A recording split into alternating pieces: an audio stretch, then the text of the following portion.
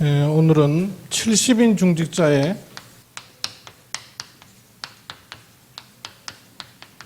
40일에 대해서 창세기 6장 14절에 보면 하나님이 노아에게 방주를 지으라 말씀하시는데 너를 위해서 방주를 지어라 이렇게 말씀하십니다. 어제 3팀 전도학교에서 3팀 40일에 대해서 말씀을 좀 드렸어요. 교회방에 올려져 있으니까 여러분 좀 보십시오. 교회에서 하라 그러거나 목회자가 하라 그래서가 아니라 내게 이게 정말로 필요한가? 내가 필요해서 해야 돼요. 하라 그래서 해갔군요. 한계 오고 뭐 시간은 보낼 수 있습니다만은 거기 성령의 역사하심을 제대로 보기 어려워요. 내게 발견돼야 됩니다. 나의 과거를 두고 과연 나는 집중해야 될 시간이 필요 없습니까? 또 나의 오늘을 두고 하루하루 그냥 지나가요. 그런데 과연 내게 집중해야 될 시간이 필요하지 않냐고요. 나의 미래를 두고 집중해야 될 시간 굉장히 필요하죠. 근데 막상 마음은 있는데 잘 시작이 안 되거든요. 그래서 팀으로 하는 40일 기회죠. 노아에게 너를 위하여 그랬어요. 6장 14절에. 그 정도가 아니라 내 아들과 내 아내와 내 며느리를 위하여 그랬어요. 가족을 위하여. 6장 18절에. 그리고 모든 생명을 보존하기 위함이라 그랬어요. 중직자의 40일은 나를 위한 것만이 아닙니다. 출발은 나를 위해 하는 거예요. 그러나 그것이 가족에 전달되고요. 그것이 모든 생명 살리는 시작이 됩니다.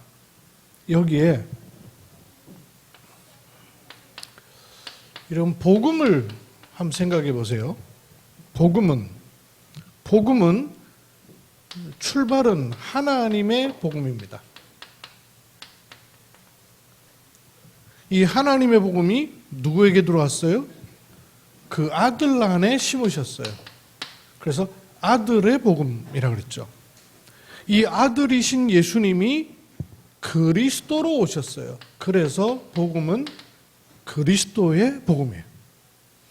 그리스도로 말미암아 우리에게 임하기는 뭐가 임하는 거예요?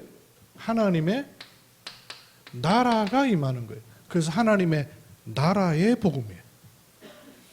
이 복음을 내 안에 주셨습니다. 그래서 복음은 나의 복음이 된 거예요. 이 스토리를 여러분 꼭 가지고 계셔야 돼요. 복음 자체는 하나님의 복음이에요. 이 복음을 그의 아들 안에 심으셨어요. 그 아들이 그리스도로 오셨기 때문에 근본 문제를 해결하신 거예요. 그래서 우리에게는 하나님의 나라가 이루어지게 된 겁니다. 사실은 하나님이 예수님을 또는 그리스도를 보내신 것도 목적이지만 더 근원적으로는 하나님의 나라를 이루시는 거예요. 그런데 하나님의 나라가 이루어지는 방법이 그리스도밖에 없는 거예요. 그 그리스도를 이룰 분은 본인이 오셔야 되기 때문에 아들 안에 두신 겁니다. 그래서 내게 임한 거예요. 여기에 아주 중요한 실제적인 부분에 찾아야 될 세 가지 나라가 중요한 거죠. 하나님의 복음이 하나님의 나라였는데 하나님 나라 이거를 사단이 완전히 무너뜨려 버렸잖아요. 사단의 나라 요 영향이 지금 세상에까지 들어와 있는 거 아니에요? 세상 나라 요 세 가지 나라에 눈을 뜨는 게 기독교인의 세계관입니다. 하나님 나라, 사단의 나라, 세상 나라 여기에 모든 영향을 우리가 다 입고 있는 거 아니에요. 그래서 사단이 지금도 끊임없이 처음부터 했던 거예요.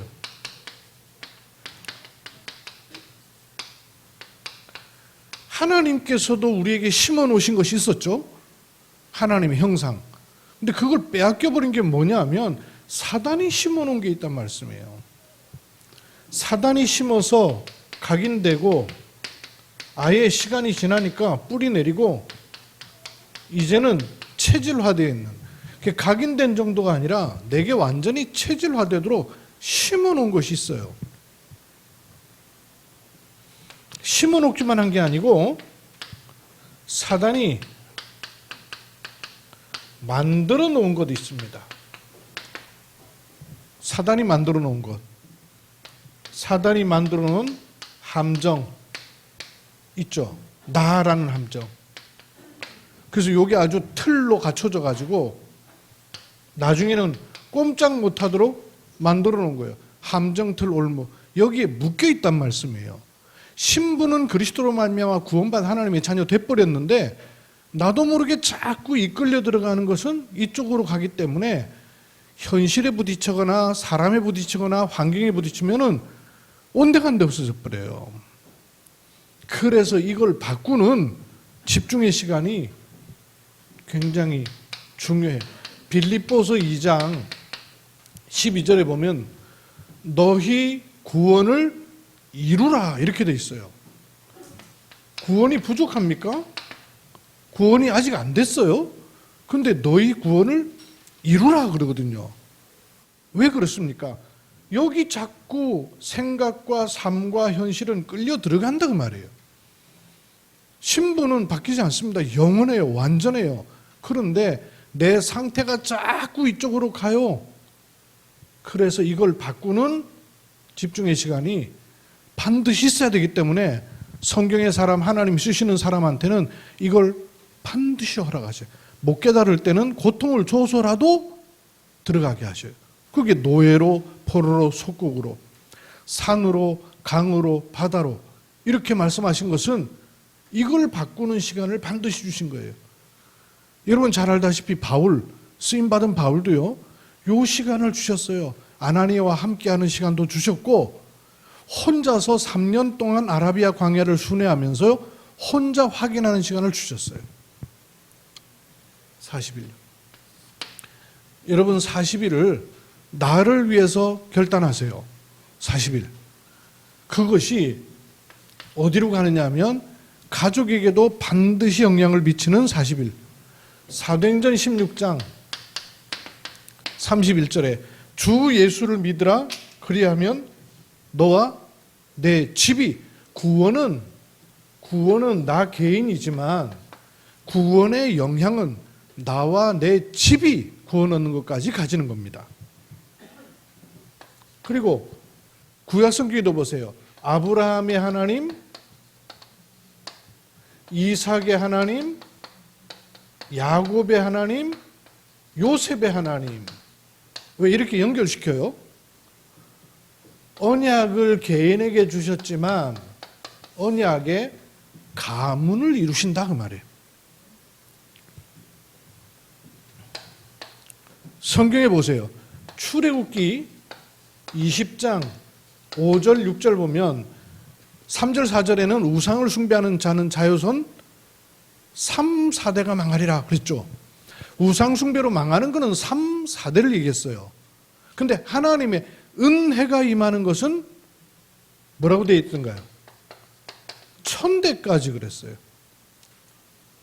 저주 재앙이 3, 4대에 임하는 것을 말씀하셨는데 하나님의 은혜는 1000대까지 임한다 그랬어요. 1000대라는 것은 꼭 1000대라는 걸 말하는 게 아니라 영원하다 그 말이에요. 그죠?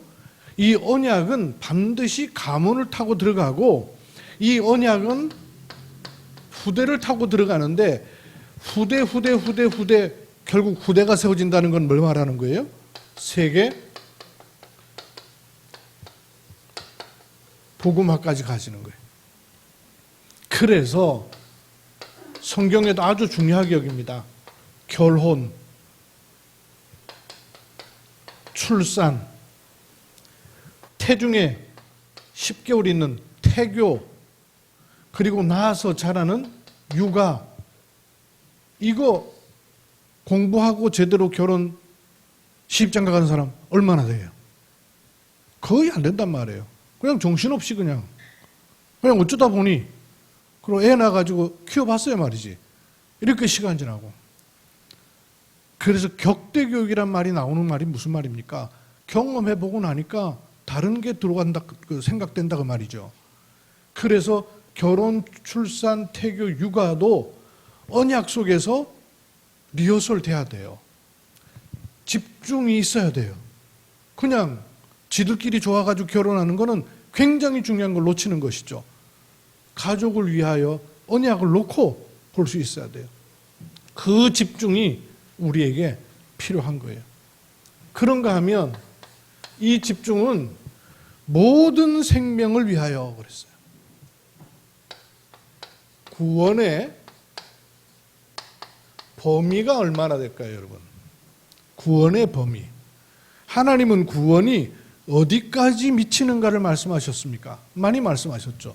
마태복음 28장 19절에는 모든 족속, 마가복음 16장 15절에는 천하 만민, 사도행전 1장 8절에는 땅 끝, 이렇게 말씀하셨어요. 그런가 하면 디모데전서 2장 4절에는 모든 사람 그랬어요. 하나님은 모든 사람이 구원받기를 원하시며 구원의 범위가 이래요. 그래서 내가 구원받았다는 말은 그 구원의 범위가 나로부터 모든 족속, 만민, 천하 만민, 땅끝 모든 사람이 구원받기를 원하시는 겁니다. 그 40일로 갈 수 있는 거예요. 그 축복이 우리에게 담겨있는 40일인 거죠. 그래서 나의 전도의 대상, 나의 기도의 대상, 나의 40일의 대상은 범위가 여기까지인 거예요. 알고 보면 나를 위해서 방주를 짓는 것인데 나를 위해서만이 아니라 가족을 살리는 길이고 모든 생명을 살리는 길인 것입니다. 왜 40일 집중이 필요한가? 담으셔야 돼요. 특히 중직자는 교회에 맡겨져 있는 거예요. 법으로도요, 장로님에게는 교회 법이 그래요. 30명이 맡겨져 있는 거예요. 중직자, 권사님에게는 15명이 맡겨져 있는 거예요. 그러니까 중직자가 뭔 결정을 한다, 생각을 한다, 기도를 할 때는 교인 30명의 몫으로 기도하는 거예요. 교인 30명의 생각으로 생각하는 거예요. 교인 30명을 내가 돌보는 사람이다.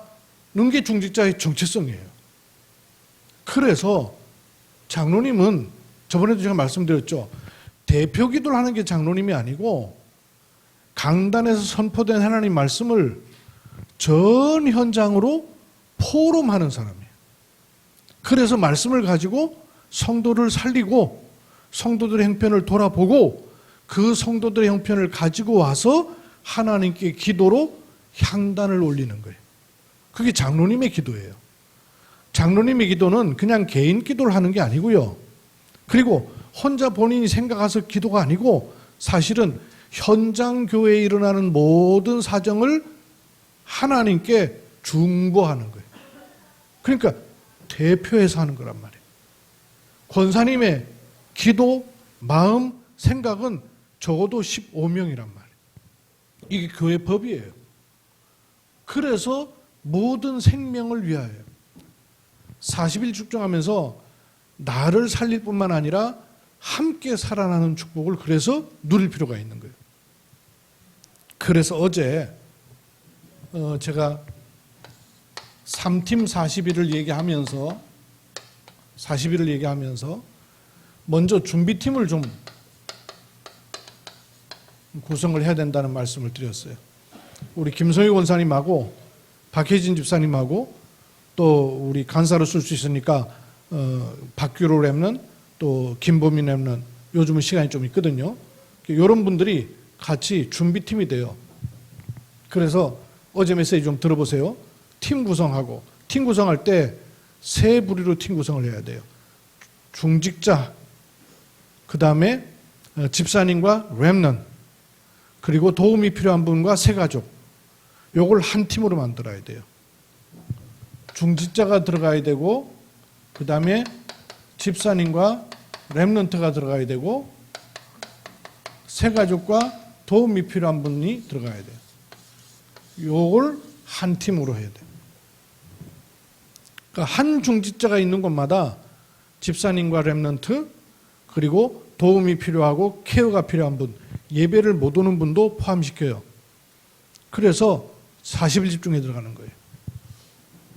그리고 집중할 수 있는 40일 노트도 한번 연구해보라 말씀을 드렸어요. 이렇게 준비팀을 가지고 구성을 해요. 그래서 8월 8일부터 해서 9월 30일까지, 8월 8일이 월요일이고 30일이 금요일이에요. 그러면 8월, 9월 중에 빨간 날 빼고, 빨간 날 주일하고 뭐 광복절, 추석 이런 거 다 빼면 43일이 돼요. 약 2달 정도 되는데 빨간 날짜 빼고 43일이거든요. 요때 우리가 집중하는 겁니다. 집중하는 거예요. 똑같이 할 필요 없어요.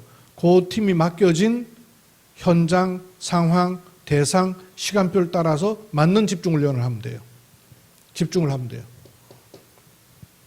이게 나를 살리고 가정을 살리고 하나님 준비하신 현장을 살리는 것까지 쫙 연결할 수 있도록. 오늘 7월 24일이잖아요. 지금부터 한 1800년 전, 1832년 저기 충청도에 가면 보령이라는 곳이 있어요. 그 보령의 바닷가 쪽에 조그마한 섬이 있는데 지금도 있어요. 고대리라고. 마을 사람들이 한 130호 정도 있어요. 130호 정도 된 조그마한 섬인데 1832년도에 서양 배가 하나 들어와요. 그 당시만 해도 그런 시골에, 지금도 뭐 큰 배 없습니다만은 고기잡이 조그마한 배가 있을 때 아니에요? 그런데 큰 상선이 들어오니까 동네 사람이 얼마나 놀랬겠어요. 큰 상선을 타고 들어온 독일 선교사가 있었어요. 귀칠라프. 보통 우리나라에 최초의 선교사 들어온 분으로 제일 많이 아는 분은 아펜젤러, 언더우드 이렇게 알고 있잖아요. 이분들이 들어올 때가 1886년도예요. 그러니까 그것보다 54년 앞서, 54년 전에 1832년에 독일의 칼 귀출라프 선교사가 들어오게 돼요. 이분이 들어와가지고, 들어오면서 가지고 미션이 뭐냐면 동아시아에 복음을 전하고 동아시아로 들어오는 선교 루트를 만들려고 들어오게 된 섬이 보령이었어요. 보령 고대리였어요. 거기 들어와가지고 복음을 전합니다. 복음을 전했는데 그 복음을 전하는 중에 우리나라에는 한문 성경이 들어와 있었어요. 한문으로 된 주기도문도 들어와 있었어요. 한문 주기도문을 이분이 한글로 바꾸는 것을 시도한 첫 번째 선교사가 돼요. 그리고 그 당시에 감자, 서양 감자 품종을 가지고 가가지고 그 보령에다 심어요. 그리고 와인 기술을 그 동네 할아버지한테 전해주고 이래요. 그랬던 기록이 남아요. 지금도 그 고대리 교회가 있습니다. 우리나라 서양 전래 역사 속에 최초의 선교사가 사실은 칼 귀칠라프예요. 만일 이런 선교사님들이 나만 위해서 신앙생활을 했었더라면 우리는 언제 복음을 받았을지도 모를 얘기가 되는 거예요. 우리나라를 찾아 들어왔던 아펜젤러 언도우 선교사들의 나이가 몇 살이냐면요, 25살 때 들어왔어요. 우리가 생각해 보니까 우리 애들보다 다 나이 어릴 때, 25살 때에 그 유럽에서 지금도요 비행기 타고 13시간씩 걸리는 곳이에요. 한 달, 2달을 걸려서 배를 타고 와가지고 우리나라에 복음을 전해줬던 청년 선교사들이 있었던 거예요. 심지어는 초창기 선교사들 돌아가셔갖고요, 많이 돌아가셨어요. 결혼한 지 얼마 안 돼가지고 들어와가지고 아내를 잃었어요. 또 아내가 선교사 남편을 잃었어요. 선교사 따라 들어왔던 아내가 남편 선교사를 잃고요. 너무 시리에 빠져가지고 고향으로 돌아가가지고 낙심한 생활을 보내다가 하나님이 보내신 사명을 다시 얻고 본인이 선교사로 들어와요. 그래서 우리나라가 복을 받게 되는 겁니다. 그럼 우리나라가 만일 나를 위한 신앙생활을 하고 있는 사람들이 있더라면 복음을 받을 수가 없는 나라가 됐던 거예요. 그런데 나를 넘어서 이걸 본 사람들을 놓고 신앙생활이 들어간 거예요. 나를 위한 40일을 해야 되지만 여러분 좀 돌아보셔야 돼요. 교회 안에 예배만 얼른 참석하고 돌아가는 분 과연 40일이 필요가 없어요. 내게도 40일이 필요하지만 많은 놓치고 있는 방치되어 있는 렘넌트 40일이 필요 없겠어요? 목사님 하시겠지, 사모님 하시겠지. 시간표 그런 시간표 아니에요. 이제는 중직자들이 다 일어나야 되는 시간표예요. 그래서 나를 위해 신앙생활하는 게 아니에요. 교회에 도움이 필요한 분들이 어디서 예배 드리고 있는지도 모르고 어떻게 예배 드리고 있는지도 모르고 그냥 내가 말씀 받고 은혜 받는데 급급해갖고 이래야 될 시간표가 지금 넘어섭니다. 빨리 넘어서야 돼요. 70인 중직자의 40일 많이 생각해 보세요. 그리고 하나님 앞에 기도해 보세요. 그리고 세계 렘넌트의 메시지를 통해서 언약을 붙잡으세요. 그리고 그 말씀 붙잡고 우리가 40일 속으로 들어가는 이런 중요한 전환점을 맞이하길 바랍니다. 살아계신 아버지 하나님, 70인 중직자로 하나님 우리에게 말씀을 주시고 부르셔서 하나님 은혜 속에 인도하십니다. 70인 중직자에게 있어서의 40일은 어떠해야 될지를 묵상케 하시고 하나님의 은혜 누리는 시작이 되게 하옵소서. 주 예수 그리스도의 이름으로 기도드립니다.